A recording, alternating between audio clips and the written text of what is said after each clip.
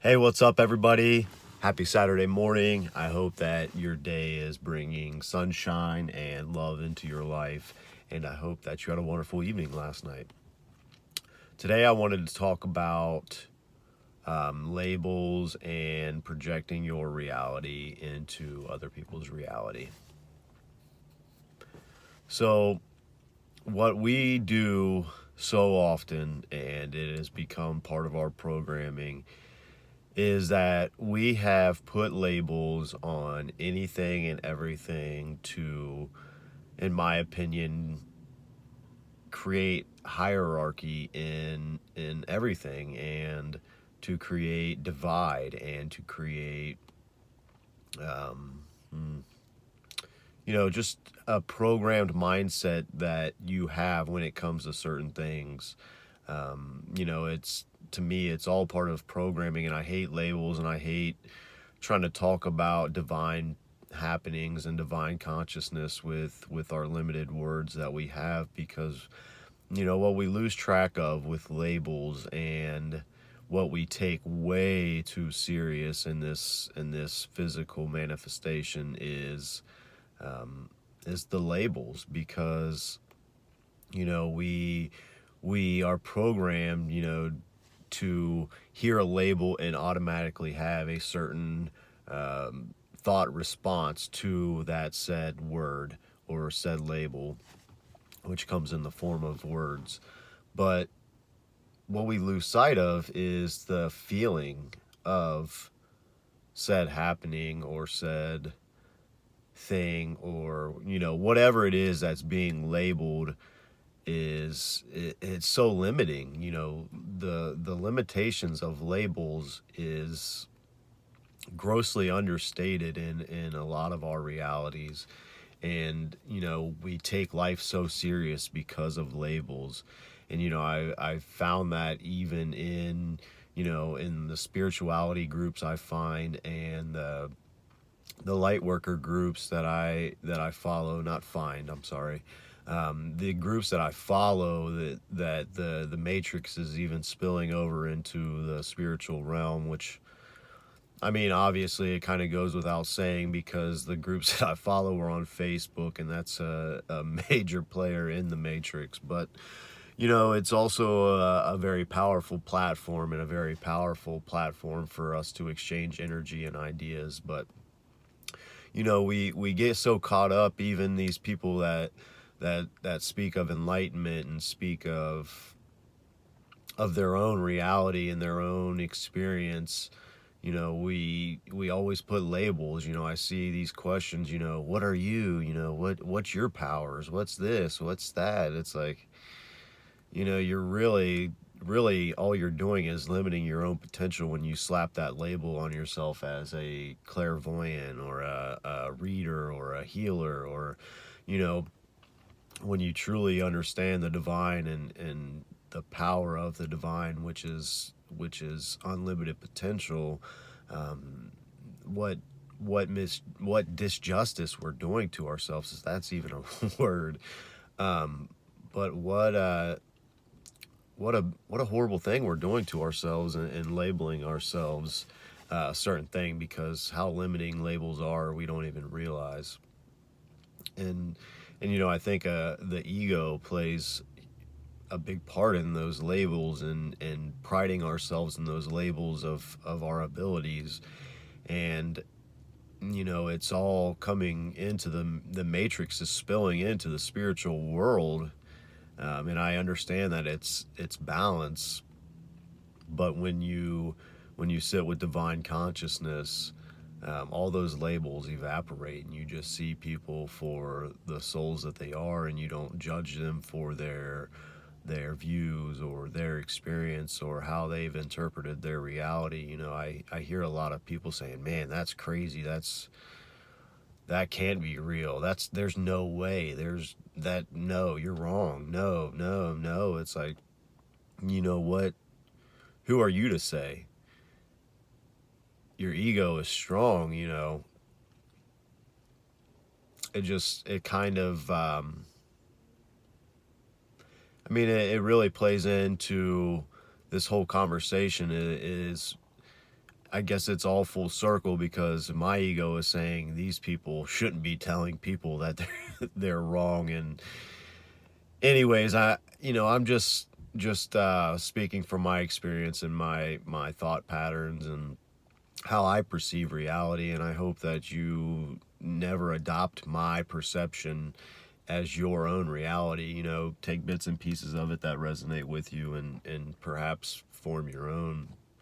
And they could be similar, they could be drastically different, but that's what's beautiful about being human is we are all unique, and we all create our own reality in a sense that it's not like anybody else's. It's just for you and the divine to create within yourself. Nobody feels the exact same way during an exact same situation. But with that being said, we let our ego get in the way of our awakening, and we let our ego make us, the individual, think that our experience is so much more profound than the next person. So we naturally take that, and the ego runs with it and says, this is my experience, this is what you should do.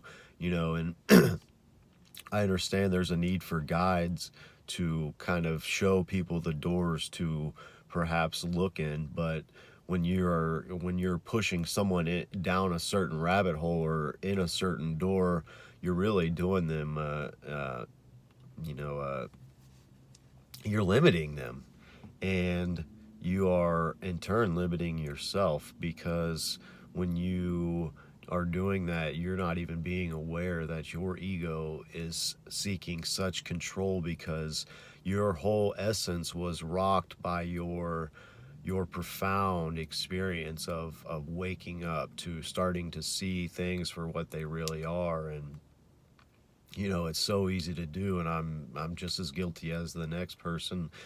But I think it's also something we need to be mindful of and have conversations of, especially in the world that considers themselves awake or enlightened or on the right path to divinity. And it's an essential conversation to have, because the ego, trying to kill the ego, I mean, what an ego trap that is. And that's something that Alan Watts said that really stuck with me, is the biggest ego trap there is thinking that you can kill the ego. Because, if you think your ego is that significant that you have to kill it, the ego is quite the joker, and it's essential to being human being. So trying to kill your ego is just inflating your ego. So keep that in mind, and keep in mind the fact that when you have such a profound experience that many of us have had, as far as whatever it is, I'm not going to put labels on it because that's what this whole video is about, but whatever you experience in your life that has brought you to the profound moment that you just want to share your light and you want to share your love, all you can really do is guide and share your experience. And if people come to you, you can say, this is what I experienced, this was my reality with the practices that I put into play. Maybe you could try it. If not, if it doesn't resonate with you, then so be it. And you should look elsewhere, and usually you should look within. In my opinion, you should always look within. And I see all these people on social media charging for their services, such as card readings and guidance. And it's such a touchy subject for me. And it's, I don't know, I've had conflicting opinions with the whole thing. In one hand, I understand that we are very much part of the matrix, and money is not key, but it's a very big part of living in the matrix, and providing for yourself and your family. And I feel, to this is all my opinion, and if you are one of those people that charge for your services. I mean this in no harm, no ill intention. But to me personally, to charge for services is bringing the matrix into the healing in the spiritual world. And it being, I understand it's an energy exchange, but it's the energy exchange that shackles and cuffs. So it shackles and cuffs the whole world, because the elites have the control through the money that we exchange and the energy that we exchange with money, and it's created a hierarchy. So it's a little bit of a touchy subject for me personally, because I think that it really kind of takes the pureness out of the healing and the compassion that you are trying to share with people when they come to you for guidance. So, to each his own. It's my reality. It's my opinion. I could be completely wrong. You can purify the energy exchange, if you will, but I just have a hard time with that. And that's, people are like, you should do this, you should do this, you should do this. It's like, man, it's really hard, because to me, when I start thinking about money and accepting other people's money and realizing that people struggle with money so much, and it's one of the biggest things that keeps people inside the matrix, it's like, how is your message pure if you're bringing these handcuffs to the conversation or to the relationship that people are seeking with you? So that's tough. It's really tough, and it's I guess it's balance, just like anything else. But you know, projecting your reality, because it's so profound and so prevalent to your life and your universe, is really a huge ego trip. Because your it was profound because it was yours. So nobody in this whole world will ever appreciate your experience, your awakening, your whatever, again, labels, whatever you went through and battled through, and the darkness that you walked through and now is part of your divine being. Nobody will ever appreciate that like you do. So what there's no reason to project that into other people's reality. Share your experience, talk about your experience. If people choose to use it as a guide to maybe change directions in their reality, then so be it. But trying to force it on people and tell them that they're wrong for having different beliefs or having different reality is absurd to me. But to each their own. I've met plenty of people that try to tell me that I'm wrong, or you can't do that, or you can't do this, and it's all limitations. It's all limitations. And the saying that I love is, your limitations don't exist in my world. And that's my man Eric Thomas. Eric Thomas is a motivational speaker, and when I was in the Matrix, man, well, I still am, but when I was a motivated Marine and a motivated cop, I listened to Eric Thomas because he was so passionate about what he spoke of. And I didn't even really listen to his message, just the way the man spoke with passion and love for life, and just love to help people and guide people. Really motivating individual, and I got the pleasure of meeting him a couple years ago, and that was a wonderful experience in itself. But anyways,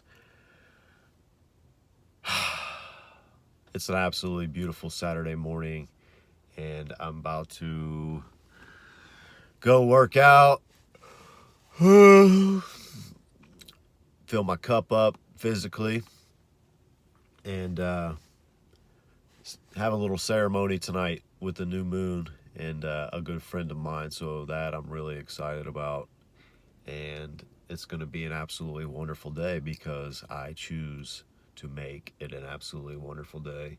And I choose not to let life happenings and worry cloud my experience here on earth, because, when you step back and think about your worries and your struggles and stuff is and become the observer of those worries and struggles, you can kind of laugh at yourself, because life isn't that serious. We worry and worry and worry about the future and worry about the future and worry about the future, but oftentimes when you check in with yourself right at that moment and clear the future out, you say, how you feeling now that the future's not in your mind? You are like, life is good. The sun's shining. My kids are healthy. My family's healthy. I'm healthy. Whoever's healthy. I'm abundant. I'm whatever. Counting your blessings. Whatever your blessings may be, count them.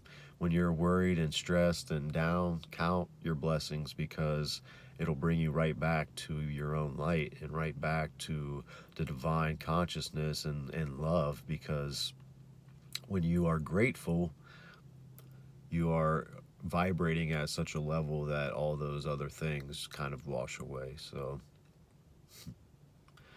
I hope that you guys have an absolutely wonderful day. Don't forget to laugh. Don't forget to smile. Enjoy your day.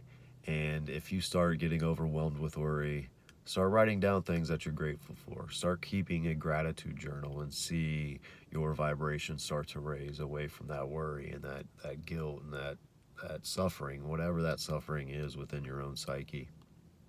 So have a wonderful day, guys. I love you guys so much. I appreciate you guys watching my videos, and I hope that you find the keys to your own reality and your own heaven, if you will. So I'll see you guys tomorrow.